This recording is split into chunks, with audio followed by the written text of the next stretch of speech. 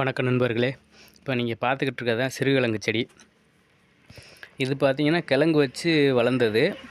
இது இன்னும் கொஞ்சம் நல்லா வளர விட்டு அதோட தண்டுகளை ஒடிச்சு ஊன்னோம்னா அதுலேருந்து கிழங்கு வைக்கும். அதைத்தான் நம்ம அறுவடை பண்ணி சாப்பிடணும். இது பார்த்தீங்கன்னா ஒரு 21 செடி வச்சுருக்கேன்.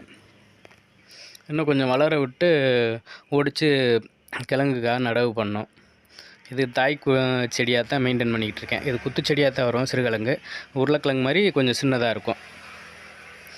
இன்னும் ஒரு மாதம் 2 மாதம் அப்புறம் ஒடிச்சு ஊன்னோம்னா பொங்கலுக்கு அறுவடை பண்ணிக்கலாம். ரொம்ப வெயில் இல்லாமல் ஓரளவுக்கு இப்போ தென்னைக்கு இடையில் ஊடு பயிராக தான் செஞ்சுருக்கேங்கிறப்போ ஓரளவு நல்லாவும் இருக்கும். அதனால் ஓரளவுக்கு அறுவடை வரும்.